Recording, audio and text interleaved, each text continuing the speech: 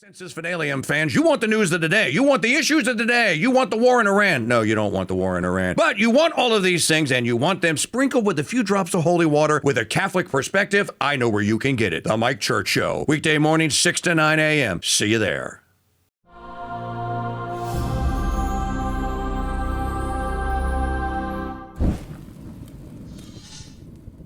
Since it is the feast of St. Catherine of Siena this coming Thursday, permit me now to bring you to 14th century Italy, when she was born, to that exquisite city of Siena,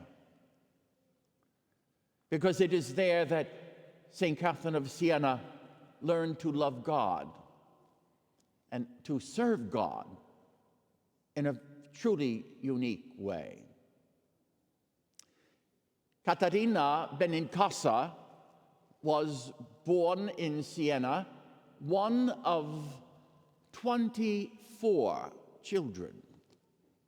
Now, for all you young married couples, I hope that becomes an enticement to imitate the Benincasa family. She was one of 24, and in despite of the noise of a grand house, her father was a dye maker, and so rather prosperous, she decided to lead a life of solitude. She made her way underneath a staircase in the house, and there every day she prayed.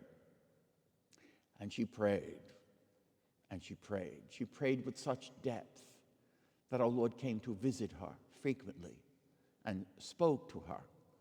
Remember, at this time, she was only in her early teens. And there, ultimately, our Lord came to tell Caterina, or Catherine, what it is that she needed her to do for him. It was an unusual request, because if Catherine would given her own decision, she would have remained in solitude as a third-order Dominican, living in her house and speaking to no one. But for St. Catherine, this is not what our Lord wanted. You see, for each and every Catholic, as it will be for Catherine, we must learn how to turn each and every one of our prayers into action. Of course we do.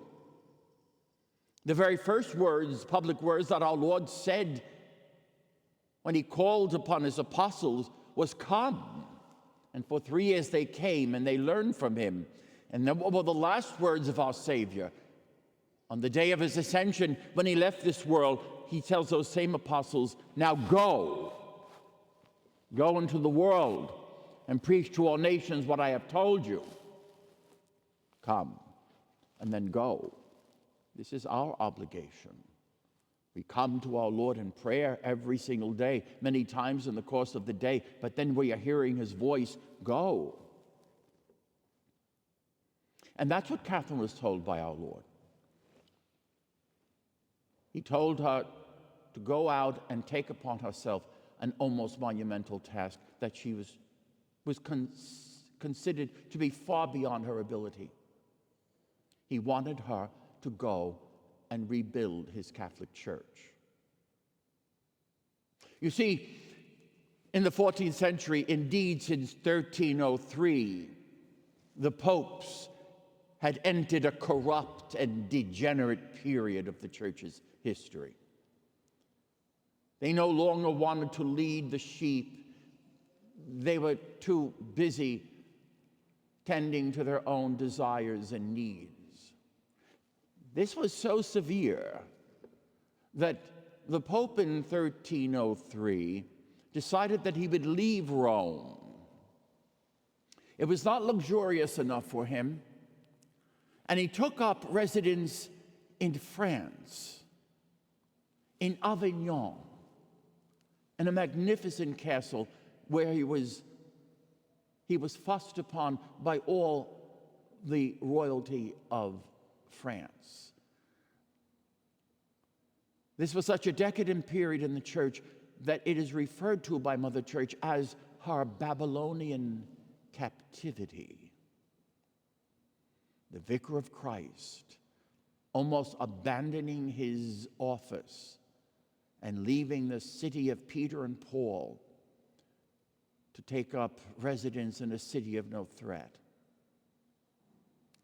That is a situation that our Lord said to Catherine she was to end. He told her she was to go before kings and before popes and remonstrate them for abandoning the obligation of their sacred office.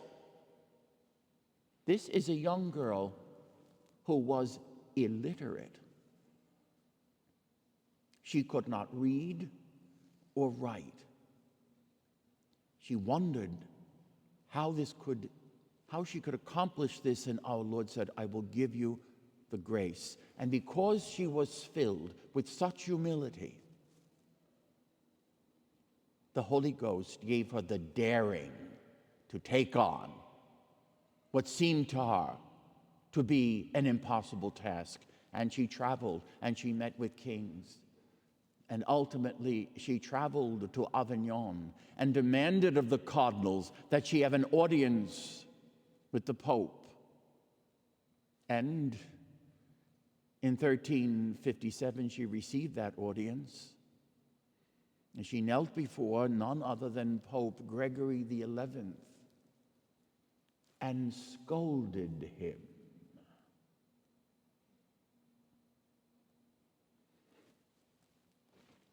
After she left his presence, she continued to write letters of similar scolding.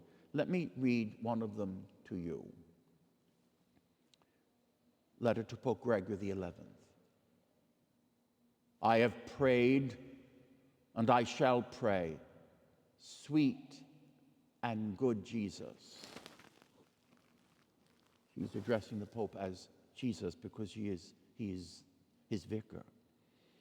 I pray that he will free you from all servile fear, and that holy fear alone remain. Your holiness, may the ardor of charity be in you in such wise as shall prevent you from hearing the voice of incarnate demons and heeding the counsel of perverse counselors. You are settled in self-love. These men are settled in self-love, who, as I understand, want to alarm you so as to prevent your return to Rome, saying you will die. Up, Holy Father. Up, act like a man. For I tell you that you have no need to fear.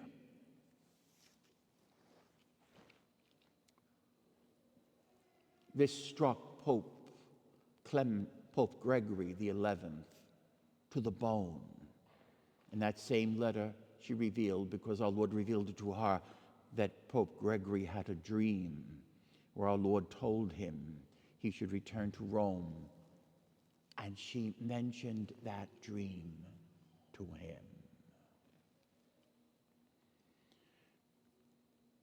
St. Gregory, Pope Gregory XI, returned to Rome the following year. Catherine, at a very young age, then died. She had done her work. My dear Catholic friends, our Lord wants each and every one of us to do great things for his Holy Catholic Church. What great things will you do?